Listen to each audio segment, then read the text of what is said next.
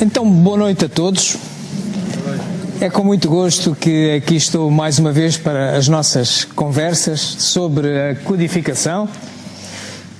Antes de mais, agradecer mais uma vez à direção da Casa pela confiança que deposita nos meus parcos conhecimentos desta doutrina, mas que quem dá o melhor, não é? Portanto, estou aqui também para aprender convosco. É com grato prazer que aqui estou e redobrada responsabilidade em falar-vos destes assuntos. Para aqueles que nos deram o grato prazer de estar presentes ou nos acompanhar pela internet na nossa última palestra, falamos da terceira obra nessa altura, da terceira obra da codificação, que era o Evangelho segundo o Espiritismo, que não tinha nascido com esse nome, como se recordarão, tinha nascido com um nome que era Imitação do Evangelho segundo o Espiritismo. E depois é que passou, mais tarde, por acaso no ano em que é lançada esta obra, à designação que tem atualmente, o Evangelho segundo o Espiritismo. Hoje vamos tratar da quarta obra desta sequência, com este nome, exatamente, do Céu e Inferno. Ela está quase, é um menino quase com 153 anos. Ainda só tem 152 porque vai fazer 153 no dia 1 de agosto. Portanto, já é um crescidinho, já é um bebê crescidinho. Esta obra, sendo a terceira,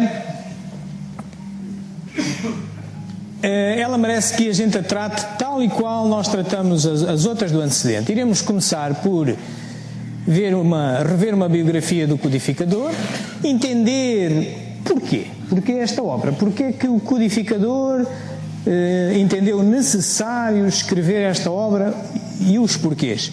Depois iremos ver as questões da sua publicação e da sua edição. Mais uma vez, vamos estar perante uma obra que a que temos hoje não é a primeira edição, não é cópia da primeira edição, e tem uma particularidade engraçada, chamar-vos-ei a vossa atenção em seu tempo. É uma obra interessante. Tal como a anterior, o Evangelho segundo o Espiritismo, é a única obra da codificação básica que muda de nome, esta tem uma particularidade também muito interessante que a seu tempo vos mostrarei. Portanto, veremos as questões da edição, depois olharemos para a estrutura do livro, detalharemos a sua estrutura e terminaremos com uma relação com a obra básica, como habitualmente também fazemos. Muito bem, vamos começar então por uma breve biografia de Allan Kardec. Hippolyte Léon Denisard Rival, que mais tarde viria a adotar o pseudônimo de Allan Kardec, nasceu na cidade de Lyon, na França, no dia 3 de outubro de 1804. Com a idade de 10 anos, seus pais o enviaram para estudar em Yverdon, na Suíça, onde se localizavam um dos institutos de ensino mais famosos e respeitados em toda a Europa. Fundado pelo educador suíço Johann Pestalozzi, o instituto era uma espécie de escola modelo, admirada pela aristocracia, altas personalidades políticas, científicas, literárias e filantrópicas. Depois de haver concluído seus estudos em Yverdon, Rival tornou-se conceituado mestre, não só em letras como em ciências. Distinguindo-se também como notável pedagogo, publicou diversos livros didáticos e contribuiu com planos e métodos para a reforma do ensino francês. Esta longa experiência pedagógica habilitou o professor Rival para outra tarefa, a codificação do Espiritismo. Aos 65 anos incompletos, vitimado por um aneurisma, Allan Kardec faleceu em sua casa enquanto trabalhava. Pois é este homem, com este resumo biográfico relativamente curto, mas que no seu essencial traduz os marcos da sua vida, da sua última vida encarnada.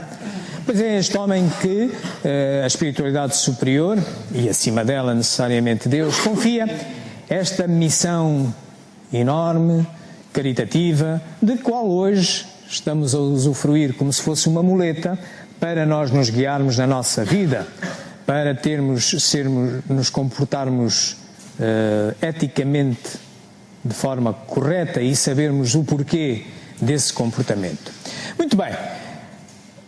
Porquê é que aparece o céu e o inferno? Bom, vamos olhar um resumozinho.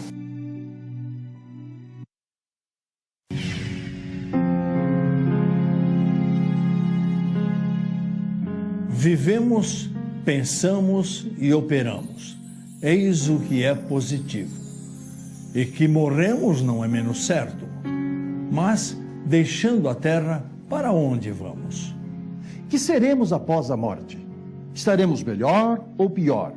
Existiremos ou não? Ser ou não ser, tal alternativa. Para sempre ou para nunca mais? Ou tudo ou nada? Viveremos eternamente ou tudo se aniquilará de vez? É uma tese essa que se impõe. Todo homem experimenta a necessidade de viver, de gozar, de amar e ser feliz. Dizei ao moribundo que ele viverá ainda que sua hora é retardada.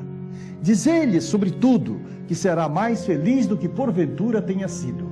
E o seu coração... Estas são as razões filosóficas fundamentais porque Kardec escreve esta obra, por intuição dos espíritos superiores, nomeadamente o Espírito da Verdade, considerado como uma pleiade de espíritos superiores que o intuem a escrever a obra básica. Exatamente para responder a esta questão que todos nós nos perguntamos ainda hoje: de onde vimos, para onde vamos, o que é que nos acontece depois, então mas vamos para o céu, vamos para o inferno, enfim, é tudo isso que podem encontrar nesta obra, abordado de uma forma filosófica, de uma forma racional, de uma forma perfeitamente justificada e que nos ajuda naturalmente a solidificar a nossa fé. Se vos recordais da palestra anterior e do Evangelho segundo o Espiritismo, lá vem dito que a fé inabalável é aquela que pode enfrentar a razão em qualquer momento. Por isso o espírito é convocado a saber os porquês do seu comportamento, porque é que é bem proceder determinada postura nossa, porque é que é mal proceder, porque é que a vida tem que continuar para além da morte, porque é que tem que existir mais do que o corpo, tem que existir um espírito, porque é que tem que existir a reencarnação, porque é que tem que existir a pluralidade dos mundos, não é só esta terra onde vivemos, e acima disto tudo, porque é que tem que existir um Criador. Filosoficamente tem que existir um Criador único, chamemos-lhe o nome que quisermos. Portanto, o Espírito é convocado a isto.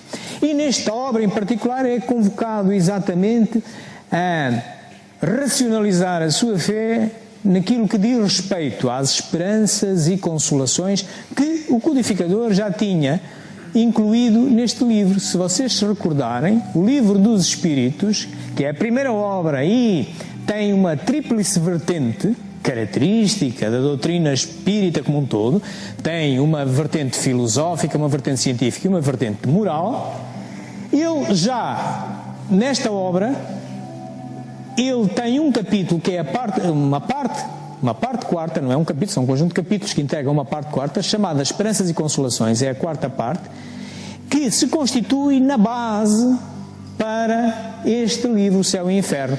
Como se recordarão, cada um dos capítulos, cada uma das partes em que se divide o Livro dos Espíritos, constitui-se em base para as obras seguintes. Nós vimos na palestra anterior, vimos que o Evangelho segundo o Espiritismo se baseia no livro terceiro. Já tínhamos visto numa palestra anterior que o Livro dos Médiuns se baseia na parte segunda e na parte quarta no final. E mais adiante veremos, numa próxima palestra sobre a Gênese, veremos que ela se baseia muito na parte primeira, uma parte eminentemente filosófica que atende às causas primeiras de tudo. Pois hoje estamos exatamente aqui, na parte quarta, que se designa por Esperanças e Consolações. E as Esperanças e Consolações estão mesmo a ver se esperanças têm a ver com o futuro, esperanças têm a ver com o porvir, esperanças têm a ver também com além da morte. E consolações, lei da causa e efeito, o que é que nós podemos esperar após cruzarmos a porta da morte? que não é o fim de nada, é apenas uma porta, uma ponte para outra dimensão. Ora bem, cá está uma relação mais íntima desta obra com essa parte quarta, Esperanças e Consolações do Livro dos Espíritos. Se, para aqueles que já tiveram, que se lembram ou que tiveram a oportunidade já de ler o Livro dos Espíritos, verificam que nessa parte quarta há 2 capítulos. Há um primeiro que diz assim, das penas e gozos terrenos. E depois há um segundo que diz, das penas e gozos futuros. Ok? E é exatamente desses 2 capítulos que vão nascer, também vai nascer uma obra que também tem 2 partes. Tem uma primeira parte que é doutrinária, explica filosoficamente, justificando uma série de conceitos que vamos já a seguir ver adiante, nomeadamente o céu e o inferno e o purgatório, e depois dá exemplos de como os espíritos se encontram depois de cruzar a morte, que está muito ligada com exatamente os gozos futuros desta parte, do segundo capítulo desta parte quarta do Livro dos Espíritos. O essencial a reter aqui é sempre esta ligação umbilical que há com todas as obras da codificação básica, para depois do Livro dos Espíritos com ela. Portanto, quer o Livro dos Médiuns, quer o Evangelho segundo o Espiritismo, quer o Céu e o Inferno, quer a Gênese, se baseiam, desta forma como nós vimos, em partes daquele livro primeiro. Se não puderes ler mais nenhum livro, se não quiseres ler mais nenhum livro, lede pelo menos o Livro dos Espíritos. Okay? Muito bem. Então, com isto, animado desta ideia, aparece, e aqui na Revista Espírita, ele diz que é em 1 de agosto, portanto, em julho de 1865, ele diz que no dia 1 de agosto vai sair e vai ser publicado este livro, O Céu e o Inferno ou a Justiça Divina segundo o Espiritismo. É dito na Revista Espírita, que vem sendo publicada desde 1858, logo no ano a seguir à publicação do Livro dos Espíritos, e para quem já teve a oportunidade de se cruzar com as obras póstumas, e elas são póstumas porque elas, embora sendo coligidas, toda a informação que lá está é coligida por Kardec, foram buscar os seus apontamentos pessoais, etc., 12 anos após a sua morte. É publicada em 1890, não se considera que pertence à codificação básica, pertence sim à codificação complementar de Kardec, do autor Allan Kardec, mas ele diz nessa obra, e esta obra é recomendável, e eu recomendo para aqueles que de facto queiram estudar o Espiritismo com maior profundidade, que a leiam, porque é interessante verificar pequenos apontamentos que cronologicamente são colocados na altura em que saem determinadas obras da codificação básica. E um deles, por exemplo, que tem a ver com esta obra, Céu e Inferno, há outros. Ele diz que o inferno está no próprio coração do culpado, que tem no remorso o seu castigo, não mais todavia eterno, e ao mal que toma o caminho do arrependimento se depara de novo a esperança, sublime consolação dos desgraçados. Isto, àquela época, é uma coisa muito forte. Há 200 anos vivia-se uma época ainda com uma grande influência religiosa, em que se falava do céu, o inferno, o purgatório e para toda a eternidade, etc. E aqui é dada uma palavra de esperança, aqui é-nos mostrada outra realidade, que afinal há sempre a esperança, podemos sempre reiniciar, fazer um novo reinício e desenhar um novo fim. Ninguém está eternamente compelido às chamas do inferno ou ao purgatório, enfim. Portanto, e é assim que surge esta primeira obra. Tem este aspecto. No dia 1 de agosto de 1865, esta é uma fotografia da página dessa primeira obra, e nessa altura ela tem um prefácio, e vai sofrer alterações, mas pronto, nessa primeira altura tem um prefácio, e tem esta composição. Cá está, 2 partes, uma parte primeira chamada doutrina e uma parte segunda, os tais exemplos de espíritos que contaram a sua experiência sendo evocados, uns que eram felizes, outros que eram suicidas, em vários estados, consoante os efeitos que as causas que cada um produziu enquanto encarnado lhe proporcionaram no futuro. Os tais gozos e consolações, ok? do livro dos Espíritos. Muito bem, nesta altura, o livro tinha, na parte primeira, a tal parte doutrinária, tinha 12 capítulos, e na parte segunda, a parte dos exemplos, tinha 8 capítulos.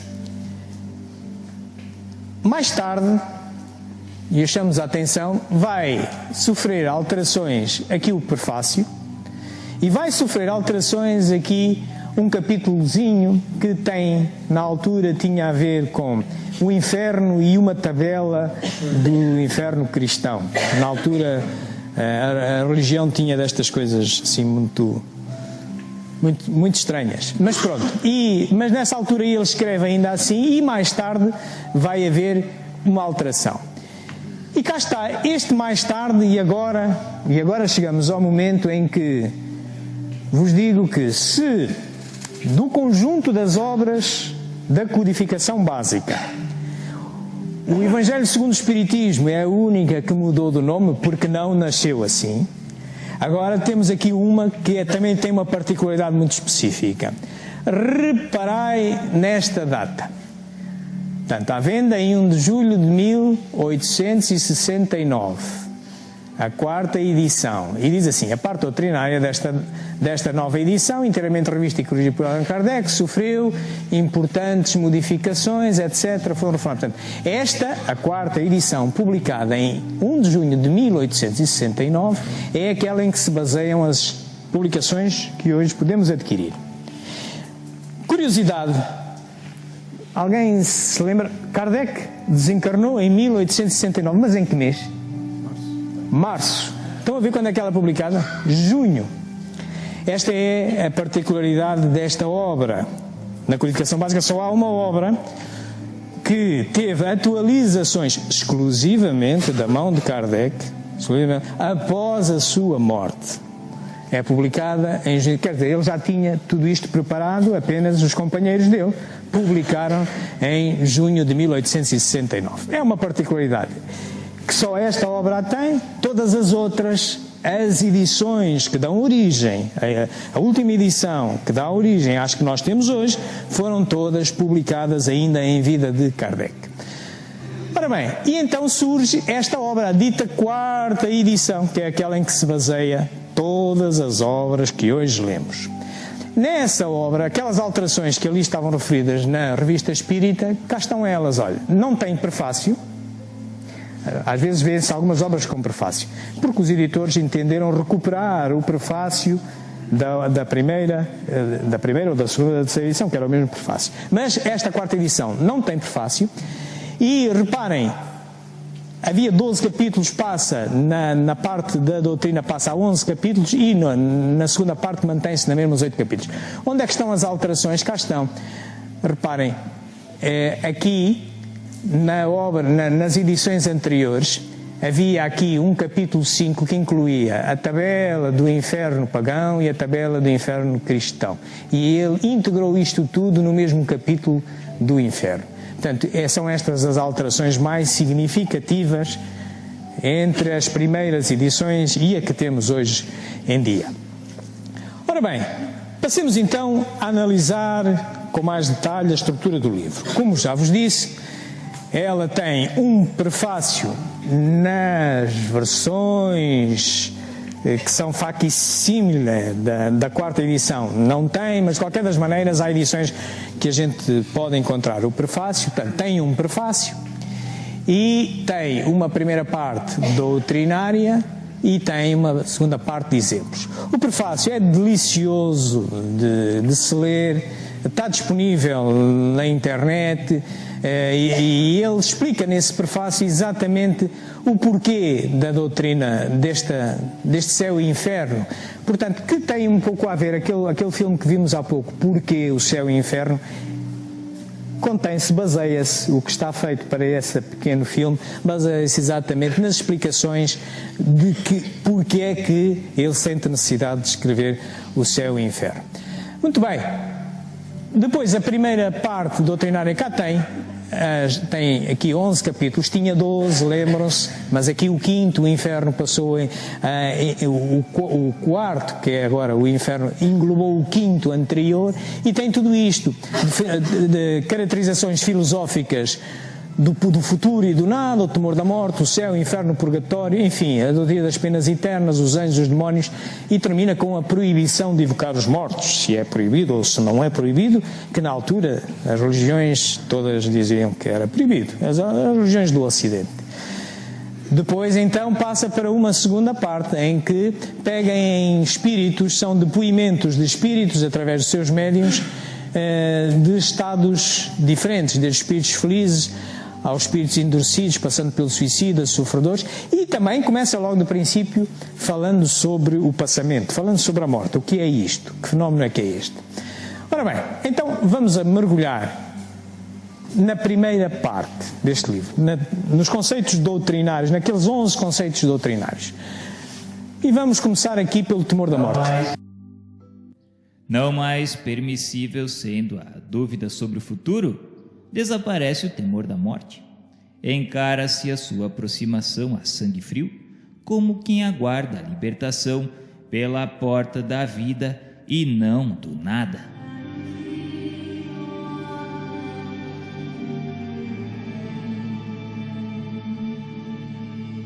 Muito bem. Depois ele fala do céu. Nessa imensidade ilimitada, onde está o céu? Em toda parte. Nenhum contorno lhe traça limites. Os mundos adiantados são as últimas estações do seu caminho que as virtudes franqueiam e os vícios interditam. Ante este quadro grandioso que povoa o universo, que dá a todas as coisas da criação um fim e uma razão de ser, quando é pequena, mesquinha, a doutrina que circunscreve a humanidade a um ponto imperceptível do espaço, que nola mostra começando em dado instante para acabar igualmente com o mundo que a contém, não abrangendo mais que um minuto na eternidade. Portanto, começam a perceber-se que ele vem romper com aquela ideia de um céu físico, de um local físico, e começa a apontar para nós próprios. O céu, o inferno e o purgatório das doutrinas religiosas está afinal dentro de nós. Cada um de nós é que o constrói. A seguir ele fala do inferno. Não podendo compreender senão o que vê, o homem primitivo naturalmente moldou o seu futuro pelo presente. Para compreender outros tipos além dos que tinha à vista, seria-lhe preciso um desenvolvimento intelectual que só o tempo deveria completar. Também o quadro por ele ideado sobre as penas futuras não é senão o reflexo dos males da humanidade, em mais vasta proporção, reunindo-lhe todas as torturas, suplícios e aflições que achou na terra. Nos climas abrasadores, imaginou um inferno de fogo, e nas regiões boreais, um inferno de gelo. Não estando ainda desenvolvido o sentido que mais tarde o levaria a compreender o mundo espiritual, não podia conceber senão penas materiais. E assim, com pequenas diferenças de forma, os infernos de todas as religiões se assemelham. Portanto, ele aqui vem forçar de novo a mesma linha, dizendo que realmente nem o inferno nem o céu são lugares físicos. São antes, eles residem em nós, estão no nosso coração, é a forma como nós nos sentimos. Mas esta ideia do local físico ainda hoje se vê por aí. Conto-vos uma anedota, tem muito poucos anos. Há uma menina muito jovem, a Isabelinha, que está naquela altura de vai, não vai à catequese e tal, houve umas coisas na religião católica, e chega a casa e resolve perguntar ao pai: pai, o que é que as almas fazem no céu? E o pai, assim meio esbacado, diz assim: bem, as almas no céu, olha, cantam hinos de alegria muito bonitos e tocam harpa todo dia, músicas maravilhosas. Bem, e a Isabelinha volta-se para o pai: então, e no inferno, o que é que eles fazem? Olha, no inferno passam o dia a meter tampões nos ouvidos. Ok? Portanto, é uma coisa recente ainda há muito disto. Bem, a seguir ele aborda o purgatório. O purgatório originou o comércio escandaloso das indulgências, por intermédio das quais se vende a entrada no céu. Esse abuso foi a causa primária da reforma, levando Lutero a rejeitar o purgatório. Jamais foram determinadas e definidas claramente o lugar do purgatório e a natureza das penas aí sofridas. A nova revelação estava reservado o preenchimento dessa lacuna, explicando-nos a causa das terrenas misérias da vida, das quais só a pluralidade das existências poderia mostrar-nos a justiça. Essas misérias decorrem necessariamente das imperfeições da alma, pois se esta fosse perfeita, não cometeria faltas, nem teria de sofrer-lhe as consequências. Este capítulo é um capítulo muito interessante. Para aqueles que querem conhecer o Espiritismo com profundidade e perceber, também ligando à personalidade de Kardec, vocês ouviram aqui falar que o purgatório é um conceito que deu uma cisão muito grande no tempo de Lutero. Tempo de Lutero que, uns anos antes, vivia um senhor chamado Janus. Era um sacerdote e também era um professor catedrático que foi queimado em Constanze por se insurgir contra as indulgências plenárias da altura, do cisma dos papas, dos 3 papas que existia na altura. E esse senhor Janus, tal como vos disse aqui na primeira palestra do Livro dos Espíritos, em que olhamos para as encarnações possíveis de Kardec, julga-se, com certeza filosófica bastante, que a encarnação prévia de Hipólito Rivail, a anterior, foi como Janus, e ele bateu-se exatamente por estas questões do purgatório, porque os papas, naquela altura, para fazerem dinheiro, concediam indulgências plenárias, o pessoal pagava e ia para o céu. Um bocado como muitos no nosso tempo que lhes falece um ente familiar e vão ao padre da aldeia e pagam-lhe 30 missas, nunca põem os pés na missa e o padre que reza a missa que já está. Pagamos a missa, já está, não é? Pois de nada vale, não é? Muito bem, e é um pouco isto. E o purgatório, também ele aqui dá a tónica que isto, céu, inferno e purgatório, isto não é estanque, é uma gradação de coisas. E que as pessoas têm que construir o seu céu, o seu inferno, ou se quiserem chamar purgatório, que o façam. Conto-vos uma outra anedota muito simples. Há um indivíduo que não sabe nadar e atira-se a um rio, pensando que se conseguia nadar. E entretanto começa a ficar aflito. E há um senhor que está com um barco no rio e aproxima-se dele, dizendo, dê cá a mão, que eu salvo e tal, não sei o que mais. E ele, que era um religioso muito, com um grande afinco, diz, não se preocupe, Deus me salvará, vá-se embora, Deus me salvará. Bem, o homem do barco não teve outro remédio, foi-se embora. E o homem morreu. Quando desperta naquilo que ele pensa ser o purgatório.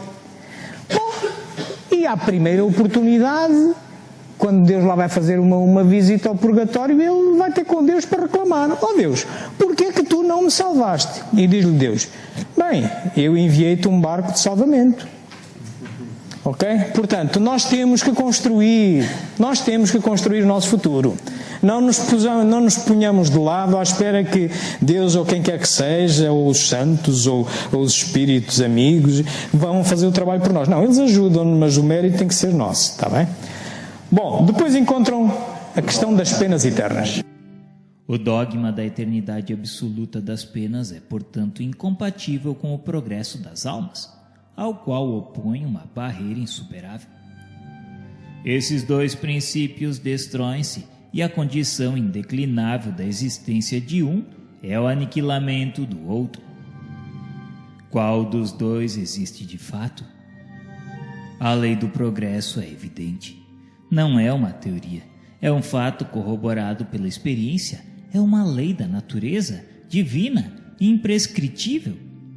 É pois que esta lei existe inconciliável com a outra, é porque a outra não existe. Se o dogma das penas eternas existisse verdadeiramente, Santo Agostinho, São Paulo e tantos outros jamais teriam visto o céu, caso morressem antes de realizar o progresso que lhes trouxe a conversão. Portanto, penas eternas não há, porque senão filosoficamente não podem haver, senão então estes seres que tomamos por santos e outros espíritos considerados superiores nunca teriam chegado ao ponto deles. Portanto, não existe isto. Há sempre a possibilidade de fazer um novo começo, a caminho do novo fim. Não se pode remediar o passado, mas podemos hoje semear para que o futuro seja melhor. Também fala das penas futuras. A alma ou o espírito sofre na vida espiritual as consequências de todas as imperfeições que não conseguiu corrigir na vida corporal. O seu estado feliz ou desgraçado é inerente ao seu grau de pureza ou impureza. A completa felicidade prende-se à perfeição. Isto é a purificação completa do espírito. Toda imperfeição é, por sua vez, causa de sofrimento e de privação de gozo, do mesmo modo que toda perfeição adquirida é fonte de gozo e atenuante de sofrimentos. A eterna ligação dos efeitos às suas causas, sempre, sempre, sempre. E ligada intimamente às consolações, esperanças e consolações da parte 4ª do Livro dos Espíritos. Que haja seres dotados de todas as qualidades atribuídas aos anjos não restam dúvidas. A revelação espírita neste ponto confirma a crença de todos os povos, fazendo-nos conhecer ao mesmo tempo a origem e a natureza de tais seres. As almas ou espíritos são criados simples e ignorantes, isto é, sem conhecimentos nem consciência do bem e do mal, porém aptos para adquirir o que lhes falta. O trabalho é o meio de aquisição e o fim, que é a perfeição, é para todos o mesmo. Conseguem-no mais ou menos prontamente em virtude do livre-arbítrio e na razão direta dos seus esforços. Todos têm os mesmos degraus a franquear, o mesmo trabalho a concluir. Deus não aquinhoa melhor a uns do que a outros, porquanto é justo. E visto serem todos os seus filhos, não tem predileções. Portanto, os anjos nada mais são do que seres mais evoluídos que nós lhes chamamos os anjos, mas tudo é relativo. Todos nós poderemos atingir e iremos atingir esse estádio. Necessariamente que esses que hoje chamamos anjos, que estão à nossa frente, nessa altura estarão provavelmente ainda mais à frente. Se nós formos os anjos, eles não sei o que é que eles serão. Vejam a relatividade das coisas. O que esta doutrina traz é que não há ninguém que seja beneficiado em relação a ninguém. O Pai Criador, Deus, é um Pai exímio. Não poderia escolher alguém para ser o privilegiado. Todos passamos pela fieira das encarnações e dos problemas e vamos evoluindo por mérito. Tal como todos somos filho de Deus. Não é só nenhum nem dois. Há aí algumas religiões que dizem que filho de Deus é só um. Não, todos somos. E esse que dizem que é filho de Deus é nosso irmão, tal como nós, ok? Somos todos. Muito bem. Segundo o Espiritismo, nem anjos nem demônios são entidades distintas, por isso que a criação de seres inteligentes é uma só. Unidos a corpos materiais, esses seres constituem a humanidade que povoa a Terra e as outras esferas habitadas. Uma vez libertos do corpo material, constituem o mundo espiritual ou dos espíritos que povoam os espaços. Deus criou os perfectíveis e deu-lhes por escopo a perfeição com a felicidade que dela decorre. Não lhes deu, contudo, a perfeição, pois quis que a obtivessem por seu próprio esforço, a fim de que também e realmente lhes pertencesse o mérito. Portanto, filosoficamente não é aceitável o que algumas doutrinas religiosas definem como, bem, há Deus e há o Lúcifer, o demónio. Não pode. É que se só pode existir um Criador para tudo, então também o Lúcifer é filho de Deus e é nosso irmão. Ok? É lógico, filosoficamente é assim. Portanto, e não poderia haver um demónio com a mesma potência que Deus. Não pode ser. Só pode haver um omnipotente. Ok? Portanto, também tudo isto apenas são espíritos em estádios mais atrasados. E claro que em determinada altura nos parecem demónios, em outra altura nos parecem anjos. Dou-vos um exemplo. Santiago de Compostela. Também conhecido pela lenda como o Santo Mata-Mouros. Ora bem, nessa altura ele chegou ao altar das igrejas que ainda hoje se venera porque matou outros. Hoje o que é que lhe acontecia? Ia para a cadeia. Não é? E nos países em que há pena de morte ia ser morto. Tudo tem a sua relatividade. No entanto, na altura foi julgado santo. Todas as razões alegadas para condenar as relações com os espíritos não resistem a um exame sério. Pelo ardor com que se combate nesse sentido, é fácil deduzir o grande interesse ligado ao assunto. Daí a insistência. Em vendo esta cruzada de todos os cultos contra as manifestações, dir-se-ia que delas se atemorizam. O verdadeiro motivo poderia bem ser o receio de que os espíritos muito esclarecidos viessem instruir os homens sobre pontos que se pretende obscurecer, dando-lhes conhecimento, ao mesmo tempo da certeza de um outro mundo, a par das verdadeiras condições para neles serem felizes ou desgraçados. A razão deve ser a mesma porque se diz à criança, não vá lá que há lobisomens. Ao homem dizem, não chameis os espíritos, são o diabo. Não importa, porém, impedem os homens de os evocar, mas não poderão impedi-los de vir aos homens para levantar a lâmpada de sob o alqueire. Se não se tivessem evocado os mortos, que seria da doutrina espírita? Não existia. Portanto, estamos a ver que historicamente foi utilizada esta proibição de evocar os mortos exatamente para proteger alguns interesses, algumas correntes dogmáticas, tal como o menino, olha, não mexas na porta porque vem lá o lobisomem, também aos homens, não evoques os mortos porque eles veem os demónios, mas os demónios também são filhos de Deus. Portanto, sejamos racionais, utilizemos a nossa razão, e aqui tem a justificação filosófica, sim, podemos evocar os mortos, isso acontece aqui nos centros espíritas, nas nossas reuniões mediúnicas, é isso, e os mortos já nós fomos, seremos, são nossos irmãos, não é?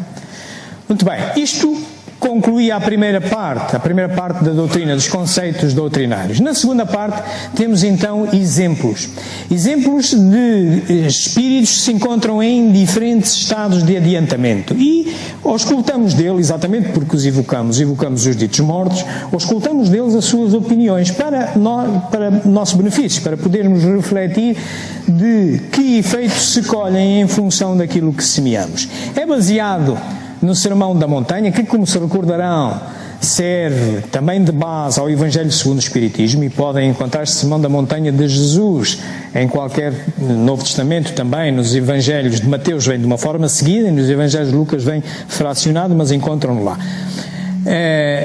Portanto, e encontram exemplos de espíritos felizes, suicidas, espíritos endurecidos, enfim, todos eles. Vamos só visitar uns 2 ou 3 e depois vocês lerão sobre o passamento. Na transição da vida corporal para a espiritual, produz-se ainda um outro fenômeno de importância capital, a perturbação. Nesse instante, a alma experimenta um torpor que paralisa momentaneamente as suas faculdades, neutralizando, ao menos em parte, as sensações. É como se disséssemos um estado de catalepsia, de modo que a alma quase nunca testemunha conscientemente o derradeiro suspiro. Dizemos quase nunca, porque há casos em que a alma pode contemplar conscientemente o desprendimento, como em breve veremos. A perturbação pode, pois, ser considerada o estado normal no instante da morte, e perdurar por tempo indeterminado, variando de algumas horas a alguns O pensamento, todos passamos por eles, uns experimentam umas determinadas mais perturbação, outros menos perturbação, mas todos passamos por ele. É uma explicação dada pelos espíritos do que é que acontece. A seguir vamos olhar, por exemplo, aqui para os suicidas. A 7 de abril de 1858, pelas 7 horas da noite, um homem de cerca de 50 anos e decentemente trajado apresentou-se no estabelecimento da Samaritana de Paris e mandou que lhe preparassem um banho. Decorridas cerca de 2 horas, o criado de serviço, admirado pelo silêncio do freguês, resolveu entrar em seu gabinete a fim de verificar o que ocorria. Deparou-se-lhe então um quadro horroroso. O infeliz degolara-se com uma navalha e todo o seu sangue misturava-se à água da banheira. Segue a evocação. Meu irmão, dize-nos aonde vos achais hoje. Não sei, me diga. Estais numa reunião de pessoas que estudam o espiritismo e que são benévolas para convosco. Dizei-me se vivo, pois este ambiente me sufoca. Quem vos impeliu a vir aqui? Sinto-me aliviado. E qual o motivo que vos arrastou ao suicídio? Morto? Eu? Não, eu habito meu corpo. Não sabeis como sofro, sufoco-me. Oxalá, eu gostaria que uma mão compassiva pudesse me aniquilar de uma vez por todas. Estou abandonado. Fugi ao sofrimento para entregar-me à tortura. Só há inferno, não é? Mas é o inferno que cada um cria. É um suicida. Não nos suicidemos, amigos. Vamos ver um espírito mediano. Joseph Bré, falecido em 1840 e evocado em Bordeaux por sua neta em 1862. Depois da evocação, sua neta pede se ele poderia dizer como se encontrava no mundo dos espíritos, dando qualquer informação útil ao progresso daqueles que aqui ficaram. A resposta foi a seguinte: tudo o que quiserdes, querida neta, eu espio a minha descrença, porém grande é a bondade de Deus que atende às circunstâncias. Sofro, mas não como poderia imaginar. É o desgosto de não ter melhor aproveitado o tempo aí na terra. Sua neta pede então como ele estava sofrendo, pois sempre viveu honestamente. A resposta foi a seguinte: sim, vivi honestamente no juízo dos homens, mas há um abismo entre a honestidade perante os homens e a honestidade perante Deus. Portanto, nada escapa. Nós podemos enganar-nos uns aos outros aqui, mas perante Deus não nos enganamos. E muitas vezes nós pensamos que, mas é um homem tão bom, e depois numa reunião mediúnica vemos-o a falar desta forma, por exemplo. Portanto, tudo respeita uma justa ligação entre efeito e causa. Tenhamos essa noção. A doutrina espírita é uma excelente muleta exatamente porque nos permite ver o que se passa para além da morte e vem-nos demonstrar, vem-nos dizer de sua experiência. Vamos agora ligar tudo isto com a obra básica. Deixar-vos-ei ao vosso critério, depois quererem detalhar mais, lerem todas as outras mensagens que há, todas as outras evocações, porque foram feitas depois a espíritos felizes, a espíritos endurecidos. Se tiverem interesse, aconselho de saber, vale a pena ver e perceber exatamente esta ligação perene que há entre o que fazemos e o que colhemos. Ora bem, esta obra, como se recordam, é lançada em 1865, aqui está, antes dela são lançadas estas três, e ela insere-se nitidamente na área moral, na natureza moral do espiritismo, das consequências ético-morais, que se baseia então, como vimos, na parte 4ª do Livro dos Espíritos, enquanto que, por exemplo, aqui o Evangelho se baseia na parte terceira, as leis morais. Depois desta obra é lançada a última, ainda com Kardec Revival encarnado, é 1868, a Gênese, que será alvo da nossa próxima palestra. Bom, meus amigos, eu, para vos trazer esta palestra, consultei estes livros que aqui estão. Estes reconhecerão, então, são a primeira e a quarta edição e uma edição atual editada pela Federação Espírita Portuguesa do Céu e Inferno. As outras obras da codificação, aquele filmezinho que vimos sobre a resenha biográfica de Kardec, poderão encontrá-lo aqui no YouTube. Aquele outro que vimos sobre o prefácio, o porquê do Céu e Inferno, podem encontrá-lo neste endereço.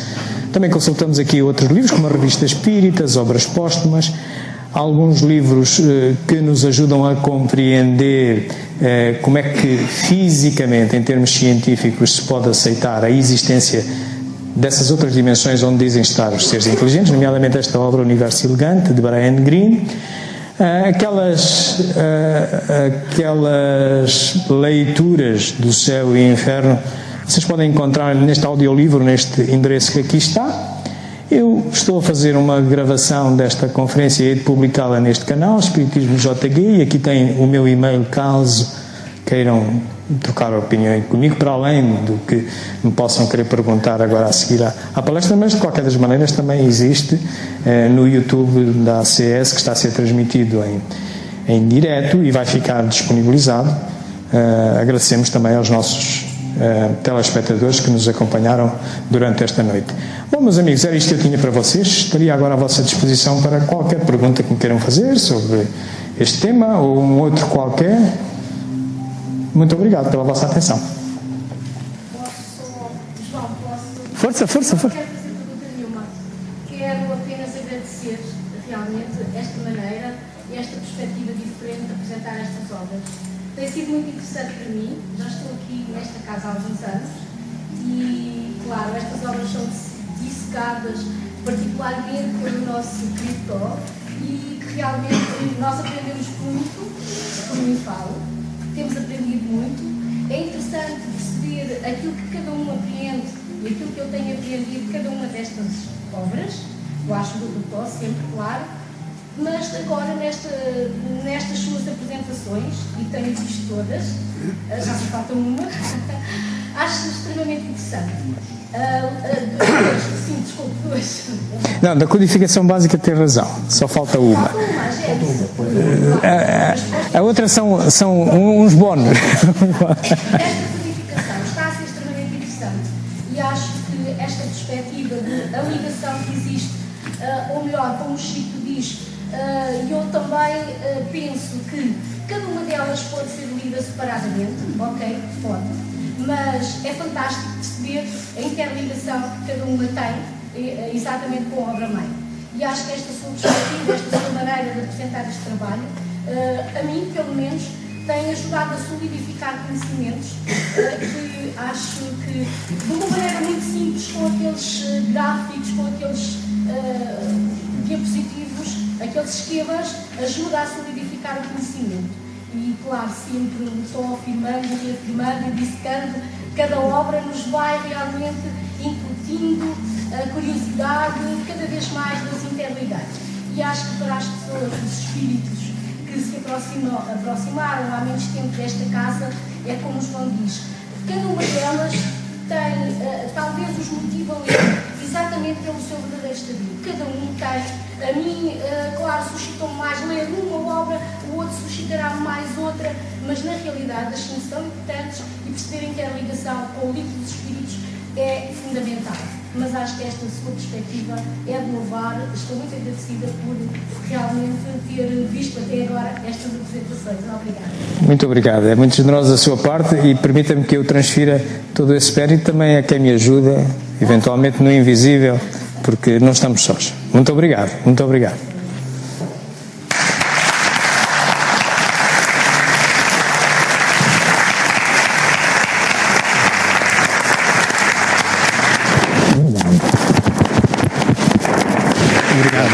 E os pradinhos, não é para todos. Obrigado, Tom. Obrigado, Tom. Obrigado, Tom. Obrigado.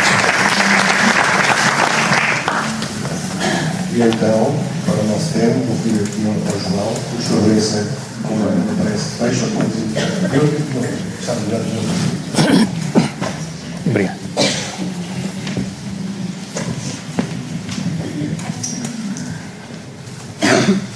Vamos então tranquilizar-nos, recolher ao nosso íntimo e vamos tentar estabelecer contacto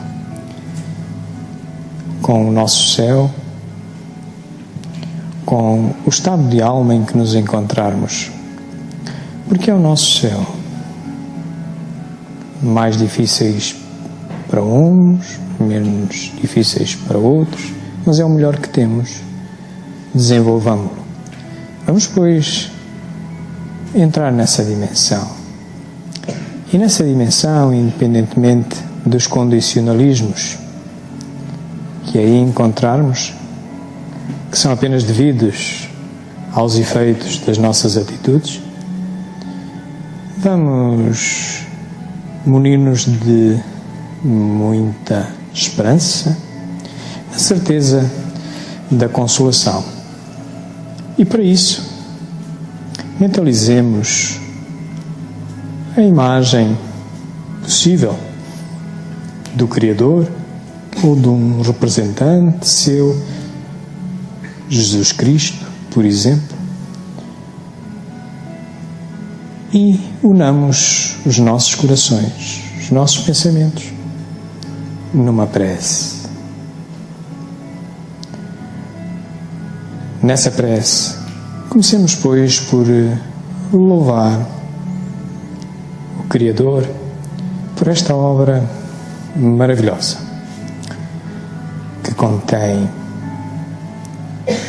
o céu, o purgatório, o inferno, os desencarnados, os encarnados, o universo, enfim. Que maravilha de obra, inalcançável para qualquer ser humano, mas que é pedagógica, serve-nos de escola, é digna de louvor. Louvemos-te, Senhor, por isso. Mas também agradeçamos ao Senhor esta possibilidade de, nesta escola em que Ele nos tem, que é a sua obra, o seu universo, o nosso céu, o nosso purgatório e o nosso inferno, nós podermos ter à mão esta doutrina maravilhosa, esta muleta que nos ajuda a progredir, que nos esclarece, que nos impele a questionarmos tudo por forma a que renovemos as nossas verdades e nos sintamos cada vez mais seguros destas bases em que ela se assenta.